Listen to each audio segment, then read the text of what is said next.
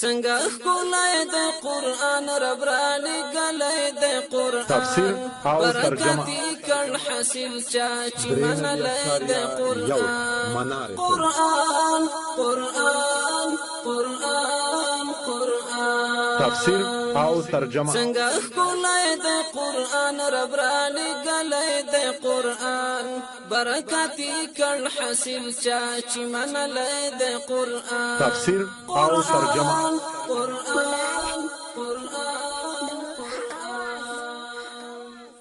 الحمد لله رب العالمين والصلاة والسلام على أشرف الأنبياء والمرسلين سيدنا ونبينا محمد وعلى آله وصحبه أجمعين سبحانك لا علم لنا إلا ما علمتنا إنك أنت العليم الحكيم أعوذ بالله من الشيطان الرجيم بسم الله الرحمن الرحيم وقال الذين أشركوا لو شاء الله ما عبدنا من دونه من شيء نحن ولا آباؤنا ولا حرمنا من دونه من شيء كذلك فعل الذين من قبلهم فهل على الرسل إلا البلاغ المبين سورة نحل 15 شمایات 14 اسپارا د الله د کلام د قرآن کریم د قرآن عظیم تفسیر او ترجمه کې را سره ملګرو شریک استي په د دې آیات نه تقریبا 40 آیات پورې هغه دلیل ناکاره د مشرکانو باندې زجر ورکړي مشرکانو ته چې د خپل شرک د لپاره دلیل نیو چې دا هم دعوه د صورت وا مخکې موږ دې اشاره کړې و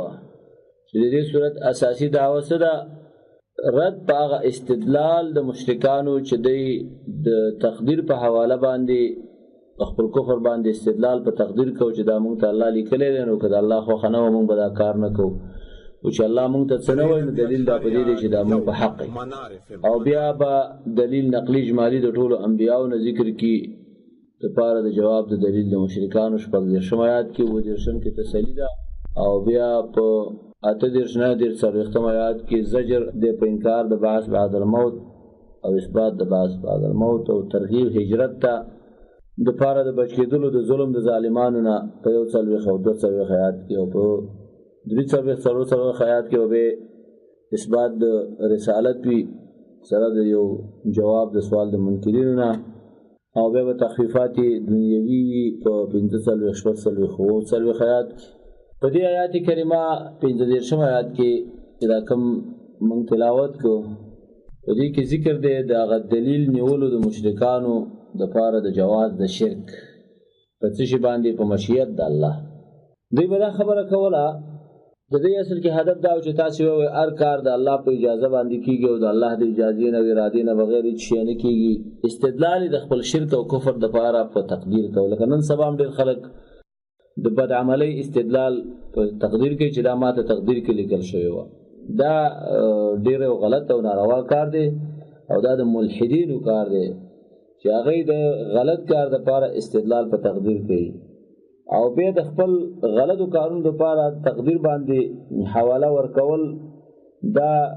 سبب دی د نورو مشکلاتو ځکه چې د تاسو سره به سره ظلم کوي زیاته به کوي ستاسو په مال ستاسو په ناموس باندې به تجاوز کوي نو تاسو به چې دا تقدیر کې لیکل شوی و نه په دې سره نظام د عالم تباہ او برباد کیږي او به دا په جندل پکار دی چې دا ټول مشیت د الله او دارنګي رضا د الله اراده د الله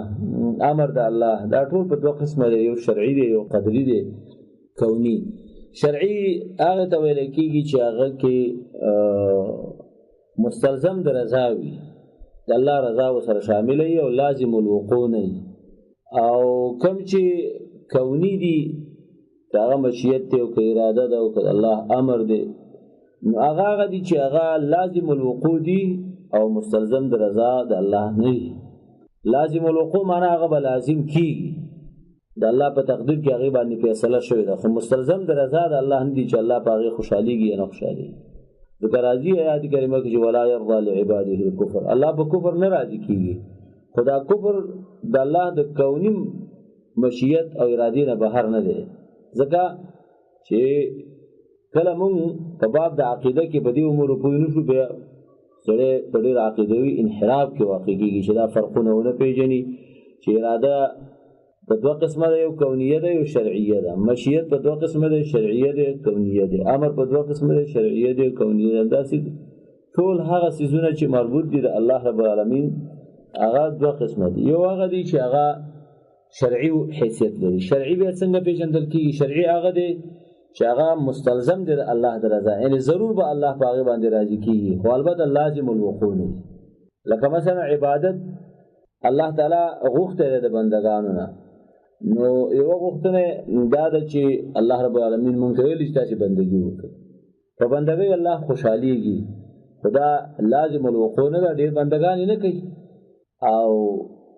یو کونی حیثیت دی اراده ده الله د ارادې نه بغیر هیڅ شي نه کیږي و ما تشاؤون الا ان يشاء الله هیڅ شي نشي کېدی مګر هغه کیږي چې الله یو غواړي نو د دې دوه اړخ دي یو شرعي اړخ دی یو کونی اړخ دی شرعي پس پیژندل کیږي شرعي هغه دی چې هغه مستلزم دی د الله د رضا خو لازم الوقوع دی واقع کیږي بنه لازمي نه جاري لازم واقع شي الله په خوشحالي او کونی قدري هغه دی چې هغه لازم الوقوع دی لازم الوقوع دی خو لازم د الله د مشیت او رضا او خوشحالي سره دی کله به الله خوشاله کله به نه به راضي خو کار وکي نو بچي ته داسې تقدیر پر رابطه باندې مونږ ځان پوینو کو ډیر په تقدیر کې ورننه وځم نو ډیر پښتنه به موږ کې په تقدیر باندې دسي ایمان لري او دا به معنی چې الله هر شی لیکل دی خو استدلال په تقدیر باندې په ګناوونو کې نشي کېدلی استقلال په تقدیر باندې په نارواو کې نشي کېدلی دا الحاد دی چې ماته بس لیکل شي وي اول خو ته دا علم نشته او ما لهم بذلك من علم او دویم دا دی چې په دې سره استدلال نیول دا ډیر جرمونه پیدا کوي نو د آیات معنا کوو په تفصیل ان شاء الله خبر وکړو وقال الذين اشركوا وایغه کسان چې هغه مشرکان دي شرک وای د پاره د شرک دلیل پیش کړي وی لو شاء الله ما عبدناك الله غختلن موږ به بندګي نه وکړي من دونه سوا د الله نه من شيء د اڅ کله غختله چې موږ د بل چا بندګي ونکو نو موږ ته نشو کوله نحنو من ولا اباؤنا ولو زمون مشران وبکړي ولا حرمنا من دون من شيء او نه به حرام کړی وي بغیر د اجازه د الله نه یو شی خدا موږ چې هر څه کوو شرک او حرام حلال او حلال حرام او الله موږ ته پسنه وایي دا دلیل دی چې بس الله په دې باندې راضي دی به فرق د مشیت شرعي او قدري او کوني ونک بس دا استدلال ونیو وقال الذين اشركوا وایغه کسان چې هغه مشرکان دي لو شاء الله کچیرته الله غختل ما عبدنا من دونه نو موږ به بندګي نه وکړي سوا د الله نه هغه غختل موږ به منی کړی وي هغه خو منی کول شي من شيء نحن من ولا آباؤنا نزم مشرعانو ولا حرمنا نبا من فزعان باندې حرام کړی وي من دونه د الله دی اجازه نه بغیر من شي نه شي خدا مونږ چې کو او الله را د سنوي دا دلیل په دې باندې چې الله په دې باندې راضي کیږي كذلك فعل الذين من قبلهم دغه شان دلیل په قدر باندې ولې مخکین والله سزا ورکړه معلومی کی دا چې دا استدلال غلط دی فهل على الرسل الا البلاغ المبين نشتا پسیمه د رسولانو باندې مگر بیان دی ښکارا اوس په دې آیت کریمه کې ذکر د دلیل دی د مشرکانو د پاره د جواز د شرک په څه شی باندې دلیل نسی په مشیت د الله مخکې سورۃ انعام یو سلو اتسلوي کوم دی په دې باندې استدلال نیولې وو آلتم دا خبره کړې و چې ته الله غوښتل نو موږ به بندګی نه کړې بلچ دلته دا خبره راوړل سورۃ انعام کې کړو لو شاء الله ما اشركنا ولا آباؤنا ولا حرمنا من شيء قال تو الله ولا هل عندكم من علم فتخرجوه لنا تاسو سره په دې خبره باندې اثبات شته دی چې تاسو د الله تقدیر کې کتلې دي بیا به دلیل نه سي فتخرجوه لنا یوسلنا سلوی د سورۃ انعام کې تیر شو کوم دلیل شته په دې خبره چې ته د الله په تقدیر باندې خبر شوی تا نه خو تقدیر پټ دی تا ته خو پته نشته بیا نو څنګه وی چې لو شاء الله ما اشرکنا ولا آباؤنا ک الله غختله چې مونږه منه کې نو مونږ بم شرک نه کړي نه به زمونږ مشرانو کړي وي او نه به مونږ سره حرام کړي وي خدا چې الله مونږ ته څه نه وایي نو دا دلیل په دې باندې چې الله په دې باندې راضي دی نو حالت جواب دا شو چې هل عندكم من علم فتخرجوه لنا څه علم در سره شته چې مونږ ته راو باسي دلیل ته تقدیر نه خبري نه ان تتبعون الا الظن تاسنس دی روان په دې خپل شرک مگر تشبات کړو ګمان پس و ان انتم الا تخرسون و ان انتم نس دی تاس الا تخرسون مگر اٹکل خبري کوي قل فلله الحجه البالغه فلو شاء لهداكم اجمعين وته خاص د الله سره دلایل دی واضح او ښکارا او ک الله غختله په مشیت کونی سره نو ټول ته هدایت کړي وي نو دلته مشرکانو په سورۃ انعام کې دلیل نیولو خپل شرک د فعال الله په مشیت خبره دا څه تفصیلی سورۃ انعام کې تیر شو یو خبره خدای چې احتجاج په تقدیر باندې د جاهلانو کار دي ذکر ورن يتبعون الا الظن وانهم لا يخرسون ولی استدلال دی په تقدیر باندې نسی په شرک باندې د الله د امر مخالفت کوي د الله د حق نتجاوز کوي بیا بل طرف ته کبدوی سرار سوشي هغه کی بیا په تقدیر احتجاج نسی بیا خو سزا اخلي د خلکو نه بڅوک به ظلم وکي نو د تقدیر ته د ورتختی په وخت کې چې اتباع د ځوانو د خواهش مسلې وي خود د تاوان بکی بیا خو تقدیر باندې استدلال نه کوي که سړی د مال واخلي دلته سپېړه ورکړي د په ناموس باندې تجاوز وکړي بیا دا نشي ویلی چې دا خو په تقدیر کې ونه خلاص نه بیا خفه کېږي سورة زخرف کې وایي وقالوا لو شاء الرحمن ما عبدناهم ما لهم بذلك من علم انهم لا يخرسون هلته استدلال په دې نیولی و مشیت عموما کافران ګناهګار فاسقان فاجران کله دا خبره کوي الکه کده الله خو خو زمون لاسونه به نیولې وي کنه الله سره خو طاقت شته مونږ به منی کړی وي کدا کار خراب وي هغه په خوښ نه وي څوک د الله د خوښ نه بغیر څه کولی شي نه نو چې د الله خوښ نه وي دا کار مونږ به منی کړی وي کنه ودا ستا استدلال باطل دی دا د مشرکانو استدلال دی ذکر الله و ما لهم بذلك من علم د دې په دې خبره څه علم نشتا او سورۃ انعام کې ویل قل فلله الحجه البالغه الله رب حجت دے بالغ پورا دلیل له په ارسال د رسولانو په انزال د کتابونو باندې د څه لپاره لالا يكون للناس على الله حجه بعد الرسل د خلق په الله باندې څه احتجاج باطنی شي په دې شکل سره چې الله تعالی پیدا کړو کافرانو سمول عذاب کې نه الله دلته حجت در باندې پورا کوي عقل درکړي اختیار درکړي وهدینا النجدين دواړه لارې در خودلې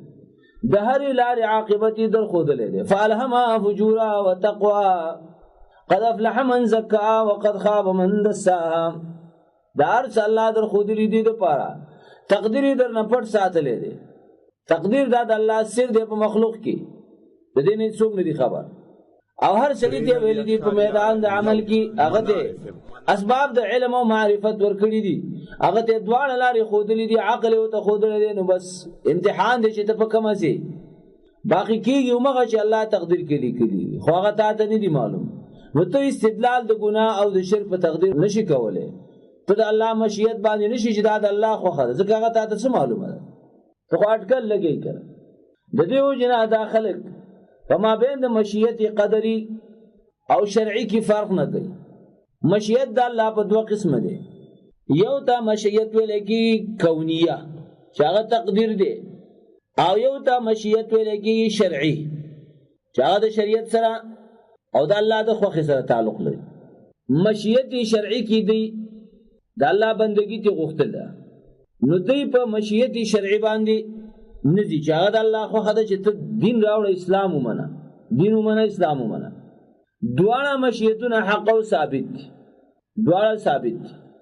یو مشیت کونیه دی چې هغه تقدیر دی د الله، بس د الله په تقدیر کې هر څه لیکل شوي. مشیت کونی چې دی تقدیر دی، او دا قول د دوی بناو په دي چې دوی هم مشیت کونی د الله منه چې دا الله راته لیکلي، یا دا قول د دوی الزام مومنانو باندې چې تاسو تقدیر حق دی نو زمونږ شرک په تقدیر سره دی، دا ګناه ماته په تقدیر کې لیکل شوی نو زه ګناهګار نه یم. بس دا چې مشرکانو کې دوه قسمه شرک، یو شرک په عبادت کې او بل په تحریم او تحلیل کې، نو دلته دواړه ذکر کړو د هغې دپاره استدلال د الله په مشیت کوني ونیو. هر کله چې دا دلیل په حقیقت کې تکذیب او استهزاء وه نو د دې نه په سورت انعام کې تعبیر وکړه په دروغ چې دا دروغ وایي، ځکه دا اصل کې دروغجن دي چې په دې باندې د استدلال نیسي. نو سورت انعام کې اشاره ورته وکړه چې څه علم در سره شته دی چې راوی باسئ، تاسې په اټکل باندې روانست، دروغ وایي په دروغ روانست، ځکه په دروغ روانې چې بیا تا ته څوک ضرر ورسوي بیا په هغه وخت کې احتجاج په تقدیر کې باندې نه نیسي. که څوک درته وایي چې دا تقدیر کې لیکل شوي وه بس ستا مال ستا سر ستا ناموس مې لوټ کړو څه خبره ده، بیا یې ورسره منې نه. نو د خپل ناروا دپاره څنګه استدلال په تقدیر باندې نیسي، په تقدیر باندې څه خبر. نو سورت انعام کې تعبیر په تکذیب سره وکړه، دروغ وایي. په دې صورت کې به په خپل فعل سره د استدلال نیسي او دا هم استهزاء. حاصل به د کلام دای چې مشیت مخکې مې اشاره وکړه دوه قسمه دی، یو مشیت کونیه او بل مشیت شرعیه دی، کونیه قدریه. او افعال او اوصاف د بندګانو دوه قسمه دي، یو هغه افعال دي چې کونیه دي تقدیر کې لیکل شوي دي، هغه کې هغې کې د انسان اختیار نشته، لکه پیدایش د انسان، دارنګې رنګ د انسان تور سپین، دارنګې قد و قامت د انسان لنډ او اوږد. نو په دې کې دا انسان په مشیت کونی د الله باندې چې تقدیر د استدلال کولی شي چې بس الله پیدا کړی ما نر او ښځه الله پیدا کړي. دا چې افعال او اوصاف د بندګانو په دوه قسمه دي، یو هغه دي چې په هغه کونیه پورې تعلق لري، قدریه پورې، بس په هغې استدلال نیولی شي. دویم افعال شرعیه دي د انسانانو چې هغه باندې هر مکلف انسان مکلف شوی دی، لکه مثلا په سورت کهف کې راځي فمن شاء فلیؤمن ومن شاء فلیکفر، دا مشیت شرعي دی. ایمان راوړي خوښه دی، کفر کې هم خوښه دی، لارې واضحه دي. نو په دې باندې انسان په مشیت کونی سره استدلال نشي کولی. او استدلال په مشیت کې چې فرق ونه کوي، دارنګې مشیت دی، کون دی، اراده ده، دا ټول په دوه قسمه دي. د دې وجې نه الله تعالی د رسولانو پر رالیږلو سره حجت د خلکو پوره کړ. مشرکانو به دا خبره څنګه کوله؟ اصل کې مشرکانو احتجاج تقدیر باندې نیو، په تقدیری کونی باندې خپل کفر سره عنادا او تعنتا عن فرط الجهل والزام للموحدين بناء على مذهبهم. ولی ذکر دا غیدا خبره د علم او د یقین نه کوله، بیا خو د الله مشیت منه موحدین وکړه، بیا به د الله منل او تاثیر پاشیا وکړه. خدا خبر اسی کې دې تمسخرن کوله چې بس تاسې ویوئ چې الله د مشیت نه بغیر هیڅ نه کېږي، نو زموږ تقدیر هم د هغه په مشیت کې نه. مشیت زده کوي، د الله مشیت اراده او خوښه ده چې هغه د الله د ارادې نه بغیر هیڅ شی نه کېږي، کوني مشیت دی چې وما تشاءون الا ان یشاء الله. یو شرعي مشیت دی د الله چې هغې کې د الله رضا پورې تعلق لري. ومن شاء فلیؤمن ومن شاء فلیکفر. شیخ الاسلام ابن تیمیہ وی الاحتجاج على ترک العمل بالقدر من عقائد الملحدین، تقدیر باندې احتجاج او عمل نه کول دا د ملحدینو کار دی. ځکه الله موږ ته حکایت د هغې نه کړی دی چې هغې به کفر کې استدلال په مشیت د الله کوو. هر هغه څوک چې په ګناه کې استدلال په مشیت د الله کوي دا ملحد دی. نو ځکه وفرمایل چې کذلک فعل الذین من قبلهم، همدغه شانتې احتجاج، همدغه شانتې دلیل په مشیت د الله باندې په خپل کفر سره دا مخکې کسانو هم کړی. کذلک فعل الذین من قبلهم، دغه شانې کارونه هغه کسانو کړي چې مخکې د دوی نه وو. مخکې ویلو کذلک کذب الذین من قبلهم سورۃ انعام کې، او دلته وایي کذلک فعل الذین من قبلهم. وجه دا و چې هلته د دوی مثلا استهزاء نو ځکه د هغې نه تعبیر وکړو په کذب سره، تکذیب او استهزاء او دلته د فعل نه مراد استهزاء او تکذیب ځکه دلته تعبیر په فعل سره وکړه په دې صورت کې په فعل سره تعبیر کذالک فعل الذين دلته استدلال د خپل فعل لپاره او دا هم استهزاء او تکذیبا نو ځکه و فرمایل کذالک فعل الذين من قبلهم سورۃ انعام کې ویل کذالک کذب الذين من قبل همدغه شان درو استدلالات نسی د خپل نارواو د پاره هغه کسان چې مخکې دین واغیم دا کارونه کوي کذالک فعل همدغه شان استدلال په تقدیر باندې نیولې په خپل ګناہوں کې هغه کسانو چې دین مخکې الله هغه مه هلاک کړ که استدلال د دوی صحیح وینو ما به هلاک ول دام دلیل پدې دی چې دا استدلال تاسو غلط دی سابقه کافرانو هم پدې مشیت د الله باندې استدلال ونی والله ما هلاک کړ نو د خپل کفر او فسق او فجور او ناروا د پاره د شرک د پاره د الله په مشیت باندې مشیت کونی باندې استدلال نیول دا سبب د تباہی دی او دا دلیل چې په دې باندې چې الله هغه خلق تبا کړي ایمان دا دلیل غلط دی فهل على الرسل الا البلاغ المبين نو ثابت شو دا خبره چې رسولانو په ذمہواری کې نه دا مگر بیان دی بس هغه به حق بیان فهل على الرسل الا البلاغ المبين نه دا په ذمہواری د رسولانو کې مگر رسول مسلې دي باقی د چا خوخه په دې کې خپل خوخه دار چا ایمان راوړي کني راوړي فهل على الرسل الا البلاغ المبين فهل على الرسل الا البلاغ المبين معنا دا چې خبره د سینې لکه څنګه چې تاسو خیال کوئ چې الله تاسو باندې انکار نه کوي نه بلکې الله په تاسو باندې انکار کوي سخت انکار تاسو منکړی ستې د کفر نه په سخت منی سره او د دې کار د پر الله په هر امت کې رسولان را لېږلي دي په هر قرن او طائفه د خلکو کې رسولان را لېږلي دي دې ټول رسولانو دعوت د الله بندګۍ ته ور کړې دي ذکر واستبس ولقد بعثنا في كل امه رسولا ان اعبدوا الله واجتنبوا الطاغوت یقینا موږ لګلې په هر امت کې رسول د دې غلط استدلال په وجه باندې چې خلکو د خپل کفر او شرک لپاره استدلال او دلیل نه و د الله په مشیت نو د دې رد لپاره موږ په هر امت کې رسول لګلې ان اعبدوا الله په دې خبره باندې چې د الله بندګي وکړي واجتنبوا الطاغوت او ځان وساتي د بندګۍ د غیر الله نه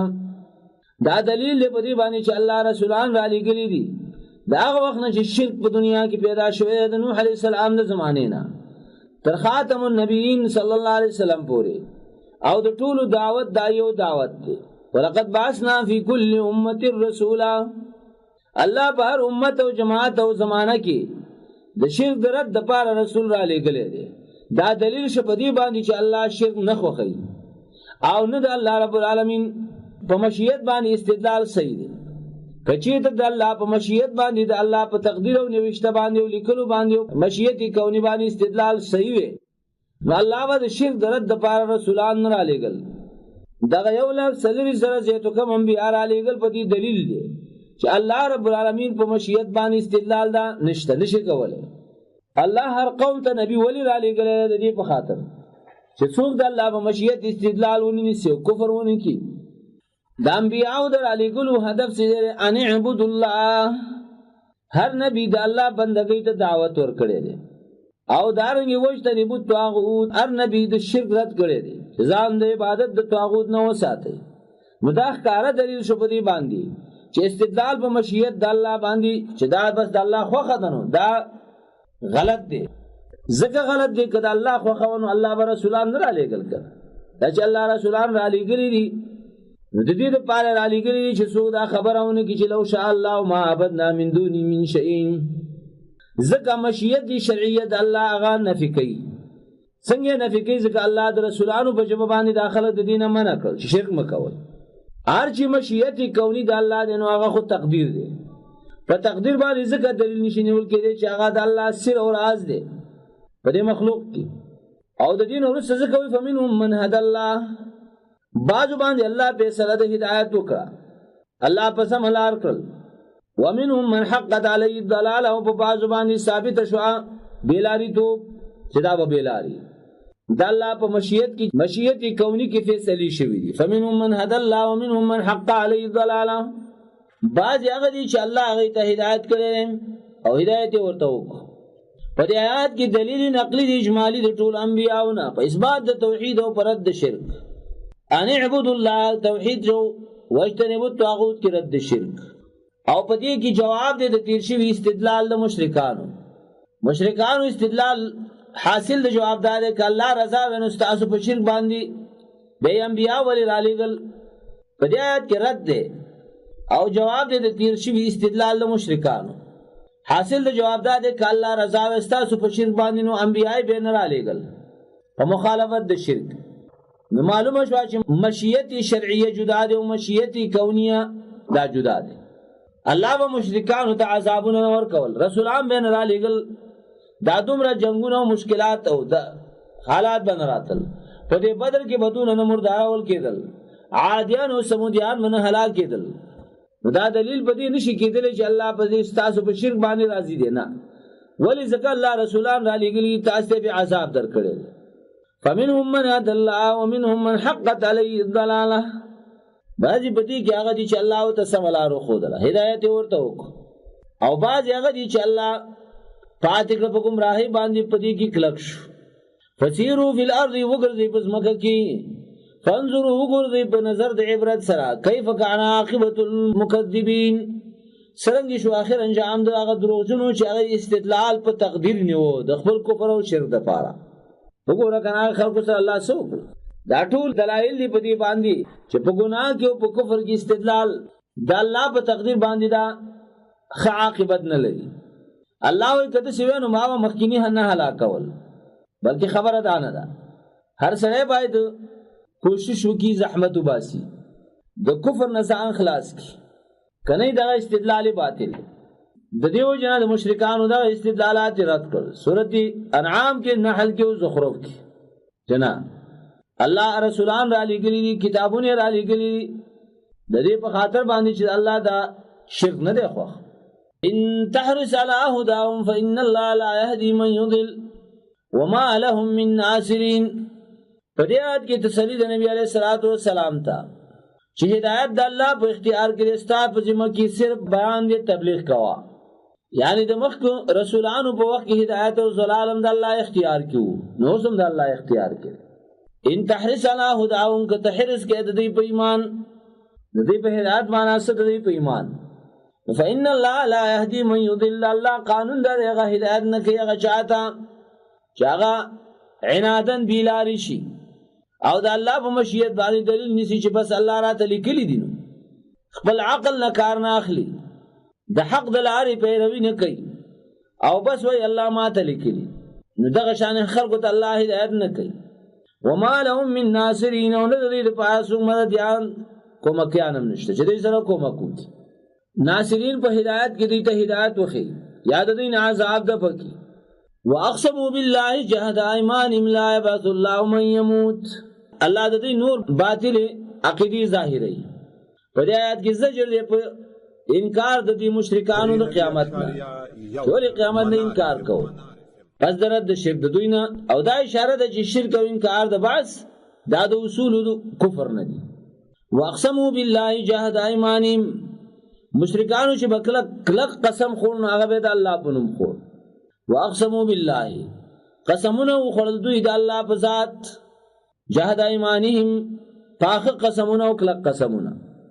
جهد ايمانهم معنا جاهدینا، نو جهد به مصدر شي په موقع او مکان د حال کې، په داسې حال کې قسمونه خورل چې هغه کلک قسمونه، جاهدین فيها ای کې کلک، جهد ايمانهم کلک قسمونه خورل. په دې خبره باندې چې لا يمس الله من يموت، هیڅ کله به الله راوچت نگی هغه سوچ هغه مړ کی مړی الله نه راوچتي. په دې قسمونه خورل. لا يبعث الله ژوندۍ بنه کی دوباره الله هغه کسان يموت چې هغه مړ کی، بلا د سیندا چې دا تاسو څنګه وي، بلکې وعدنا علی وعده د الله په الله باندې حقا ثابت او رښتینی وینا یقیني چې الله به خلق راپورته کوي. ولكن اکثر الناس لا يعلمون، خو ډیر خلک نه پوهیږي، نو دې وجناغي انکار د قیامت نه کوي. وای دا دونه زمانہ چې دا خلک مړ دي عمره او چت نشو، نو بس معلومیږي دا چې قیامت نشته. لیبین لهم الذی یختلفون فیه. ګوره د مخکې زمانې د مشرکانو قسم مضبوط قسم باغو چې د الله په نوم به خور، او اوس مضبوط قسم وته ښکاري چې د غیر الله په نوم. نن سبا د جاهلان. لیبین لهم الذی یختلفون فیه. لیبین کې لام د متعلق د لام محذوف دی په کلام مقدر پورې تړلې تقدیری دی. بلا لیبین لهم ضرور به الله راوچته دا خلق. لیبین لهم د دې لپاره چې الله واضح کړي دوی ته الذی یختلفون فیه، هغه څه چې دوی پای کې اختلاف کو. لیبین لهم د دې لپاره الله دا خلق راځوندي کوي. لیبعثنهم الله به دا خلق راوچته د دې لپاره لیبین لهم الذی یختلفون چې واضح دی ته کې هغه څه چې دوی پای کې اختلاف کو. لیبین لهم چې ښکارا واضح کې دوی ته الذی هغه څه یختلفون فی جدی پای کی اختلاف کو. عقیدہ اعمال قیامت دا ټول ته واضح شي. وليعلم الذين كفروا انهم كانوا كاذبين. او دانګي پته ولګي کافرانو ته چې دوی دروغجنو د دې دروغجن والی پته وته ولګي. دروغجنو په خپل کفر او شرک کې، دانګي دروغجنو په انکار د قیامت کې. نو دې لپاره ورځ د قیامت کې به بیا وته ملائکه وي هذه النار التي كنتم بها تكذبون. دا غور ده کنه چې تا نه من. انما قولنا لشيء اذا اردنا وان نقول له كن فيكون. وس قیامت په رابطه باندې الله پر قدرت خي چې دا څنګه کار نه دی. انما قولنا لشيء يقينا وان ازمنګه د پاره د کېدلو یوسیز. اوس په دې آیات کې اثبات د باس د قیامت دی او بیان د قدرت الهی دی، قدرت تکوینی چې قیامت څنګه خوري. انما قولنا یقینا زمنګ وینا لشیء د پاره یو شی د کېدلو یا نه کېدلو. اذا اردنا وکړه چې موږ داغه کېدلو غواړو ان نقول له فقدم رضا چې موږ هغه ته وای کون وشف یکون هغه کېږي. بس دغه خبره کون فیکون ټک پټک د الله دا صفت بابا لور په بابا باندې نو یې خیر ټک پټک بابا. کون فیکون صفت دی د الله. انما قولنا علی شیء یقینا وینا زمنګا دی یو شی مبارکی اذا اردنا کله چې موږ وغواړو دغه شی چې هغه منستراش بس هغه ان دا خبره نقول له چې موږ هغه ته وایو کن وشانو فیکون کی. والذین هاجروا فی الله من بعد ما ظلموا لنبوئنهم فی الدنيا حسنه ولأجر الآخرة أكبر لو كانوا يعلمون. فدیات کی ترغیب هجرت تا، بشارت او زیر مهاجرینو تا، ورسته د ذکر د ظلم د ظالمانو، یعنی د ظالمانو د ظلم نه د بچ کېدو د پاره هجرت غوړه لار ده. نو داغه د پاره لار داغه د پاره ترغیب ذکر کړي. والذین هاجروا فی الله، هغه کسان چې خپل ملک پریږدي د الله د رضا په خاطر باندې. هاجروا فی الله دا پکې شرط دی. والذین کسان هاجروا فی الله چې هجرت وکړي د الله د رضا لپاره. فی الله لله د الله مبارک د الله د لپاره او د الله د رضا په خاطر باندې ملک نه وځي. من بعد ما ظلموا ورسته دوی نه چې په دوی باندې ظلم شوی دی.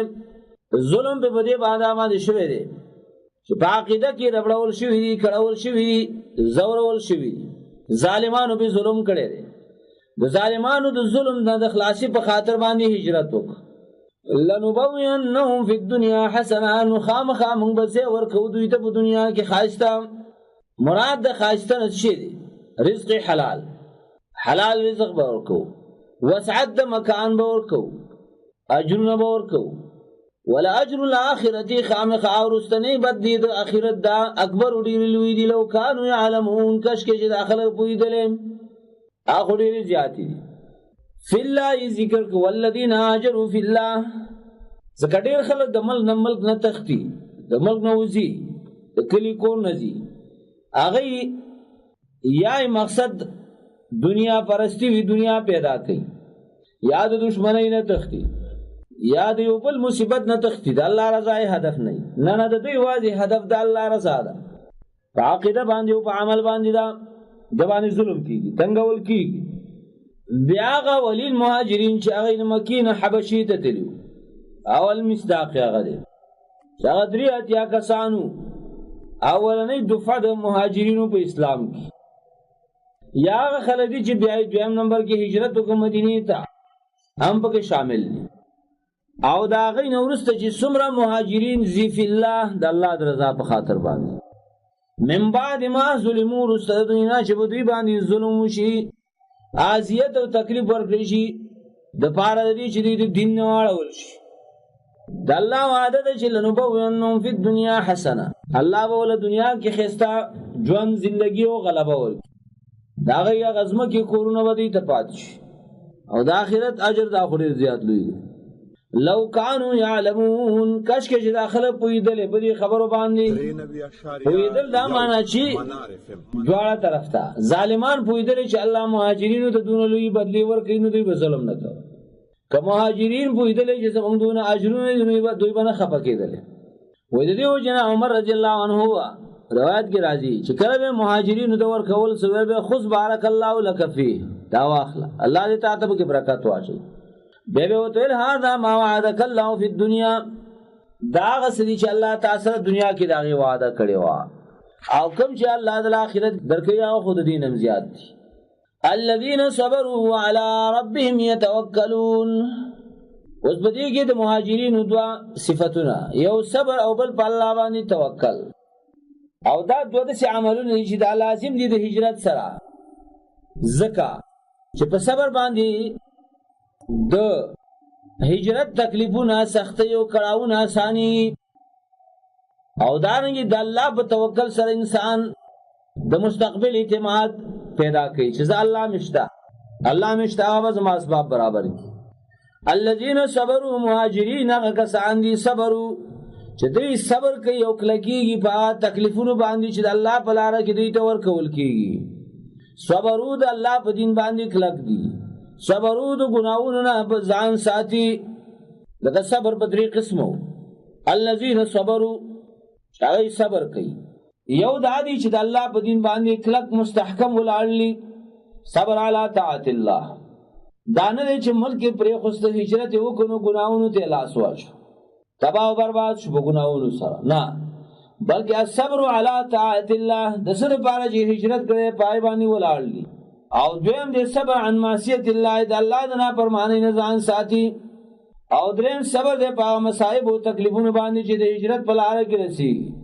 وعلى ربهم يتوکلون او په خپل رب باندې توکل کوي دا دوه صفاتونه صبر او توکل دا ومن امهات الصفات التي يجب على الداعي الى الحق ان يكون خلقا له ودا اساسي هغه صفات دي چې د داعي د حق د لپاره لازمي دي چې په دې باندې ځان موصوف کړي دا د اخلاق ولی ځکه کامیابی مقصد تر رسیدل نشي کېدای مگر په دې دوه صفاتونو باندې وما ارسلنا من قبلك الا رجالا نوحي اليهم فاسالوا اهل الذكر ان كنتم لا تعلمون بالبينات والزبر وانزلنا اليك الذكر لتبين للناس ما نزل اليهم ولعلهم يتفكرون وما ارسلنا من قبلك الا رجالا بدی آیاتونو کې اثبات د صداقت د رسول صلی الله علیه وسلم او رد په عقیده د کافرانو چې انکار د رسالت نه کوي او دارنګي جواب د شبهه د منکرینو چې رسول بشر نشي کېدی نو جواب راغی وما ارسلنا من قبلك الا رجالا موږ نه دی لګلې د تانه مخکې مگر رجالم لګلې دي سړی مو لګلې دي نوحي الیهم ایتم وحی کړم وما ارسلنا ندی لګلې موږ من قبلك استعان مخکې من قبلك استعان مخکې الا رجالا مگر نارینه سړی دلیل په دې باندې چې په زنانو کې نبی نشتا زنانو کې نبی نه دی راغله زګه دا منصب د رسالت چې ډېر لوی مقام دی تکلیفونه کړهونه لري الله دا ولیدل چې زنانه نشي برداشت کولای دا نوحي الیهم اغه ته موږ وحی کړی دا وحی مورته کړی دا دی رسولانو ته فاسالوا اهل الذکر نو تاسو کې تاسو د دې په اړه کې د علماونا ان کنتم لا تعلمون که تاسو نه پوهیږئ نو مخکینی اهل کتاب علما دي دا غي نه پوښتنه وکړي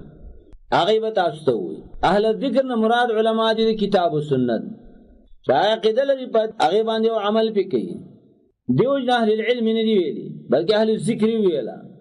دا دلیل له بدی باندې چې ټول انبیاء الله د انسانانو نه راځي دي نارینه ونه ادا سورته انبیاء کې مشته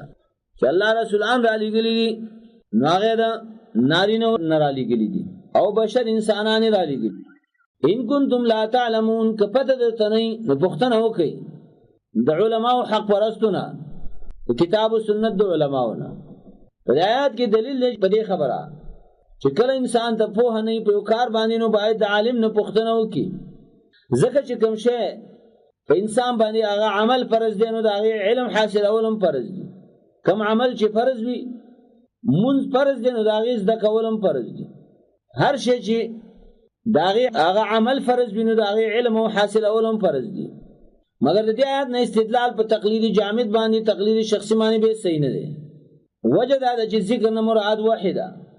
مراد دا دی هغه چانه تاسو کوي چې په جواب کې دلیل وحی وسره وي دلیل وحی چې قرآن او سنت دی او دلیل چې دی د دلیل تابعداري ته تقلید نه ویل کیږي او دویمه وجه دا ده چې د عدم علم به دوه درجې دي اول عدم علم د حکم او دویم عدم علم د دلیل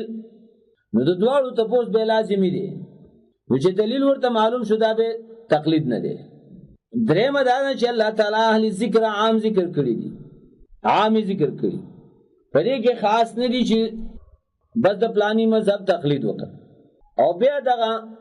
اختلافات چې په خپل منځ کې جوړ کړي حتی یو بل پسې مونږ نه دي دا به په کې چیرته دي او څلورم دا دی چې علی طریق التنزيل کوینو په دې کې بیا فقط د هغه امید لپاره دی ته امید سره د عالم په خبره عمل کولی شي او هغه به استدلال پښتنه دي کوي چې مولوی صاحب کم زنه خبر راته کې کبیا د تفتر واستولږي چې دا د مولوی صاحب خبره صحیح نه و دلیل بل طرف ته نو دا په پاغي باندې نه ودی کله یو مذهب او یا د امام تقلید کوي عوامي دې په استدلال باندې نه پوي نو زیدي تراغه پورې شدته دلیل معلوم شي که دلیل معلوم شونه به په دلیل پسې دا و دلیل پسې نو خبره دلته د علم دا فاسالوا اهل الذکر ان کنتم لا تعلمون بالبينات والزبر کچې تاسو نه پويږئ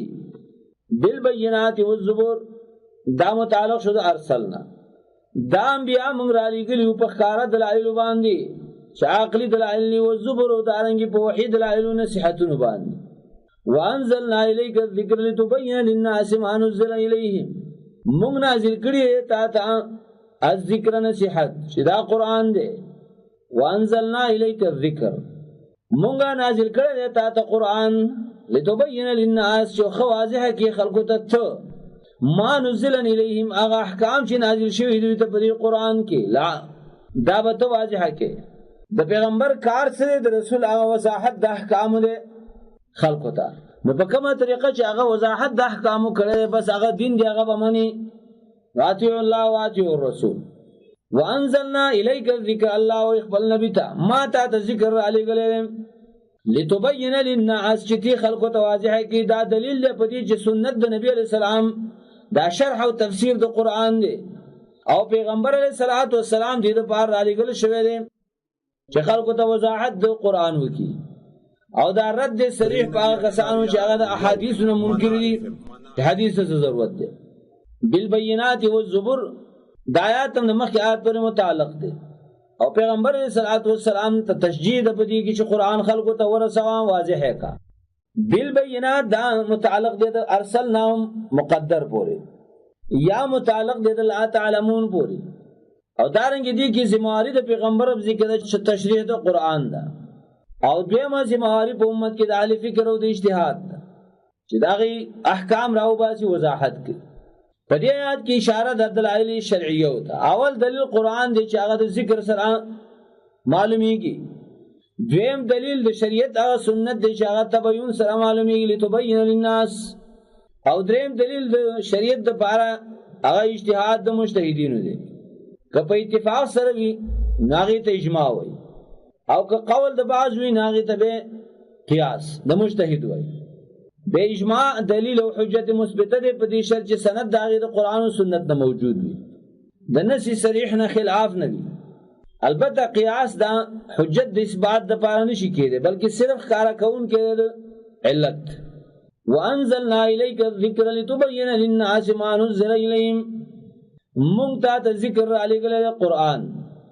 د خلکو د پاره دا واضحه کا دلائل د شریعت قرآن او سنت شو ولعلهم يتفکرون په دې کې اجتهاد شو د دې لپاره چې خلک پکې سوچ وکړي فکر پکې وکړي استنباط د احکامو ته وکړي افامن الذين مكروا السيئات ان يخسف الله بهم الارض وياتيهم العذاب من حيث لا يشعرون تخويفات مشرکانو ته افامن الذين فامن کدي هغه کسان مکروا السيئات چې کارونه کوي بد عمل خلق دي ان يخسف الله بهم چې الله بخته بوزي دي الارض پزمکه کې او ياتيهم العذاب من حيث لا يشعرون یا بدل زینا بدی باندې الہی او آفت او عذاب راشي شدی و ته اس متوجین یو نه پویږي دغه چې طرف نه په عذاب راشي او یاخذهم فی تقلبهم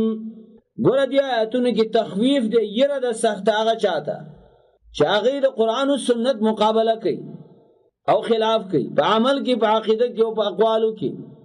افامن الذين مكروا السيئات غلط تدبیرونه کوي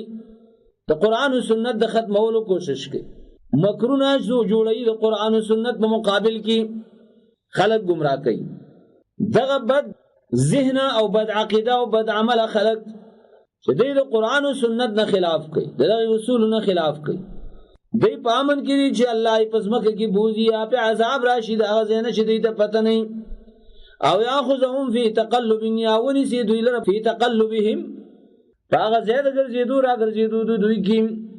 فما هم بموجزین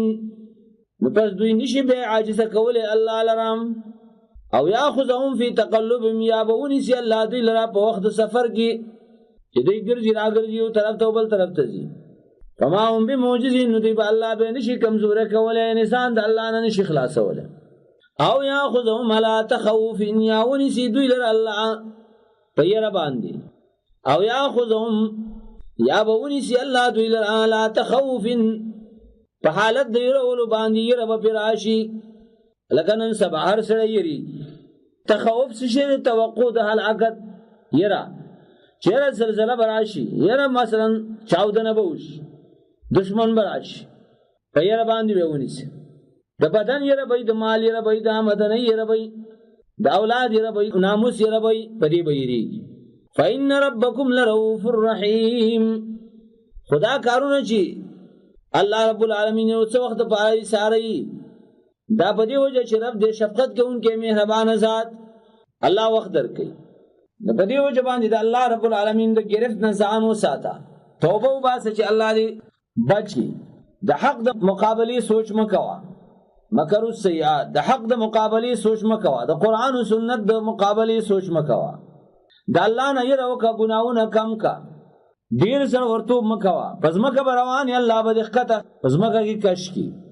او یا به د عذاب د دې طرف نه طوفان در باندې راشي آسمانی تندر باندې راشي چې ستا باغی طرف ته هیڅ خیال نه یا به الله بس لار کې په سفر کې راګیر کی او کا غنین او همیش په یره کې د خپل سوري نه ببیریږي دا ټول عذابونه دي عذابونه ځان په توبې سره خلاص کا ولی ذکر رب ستا چې رؤوف رحیم دی وصلی الله تعالی علی خیر خلقه محمد و آله و صحبه د حکمت او بلاغت په تربیه لید قرآن برکت کل حاصل چاچی من لید قرآن د حکمت او بلاغت په تربیه لید قرآن برکت کل حاصل چاچی من لید قرآن څنګه ښکلی د قرآن رب را لېږلی د قرآن برکت کل حاصل چا چې منلی د قرآن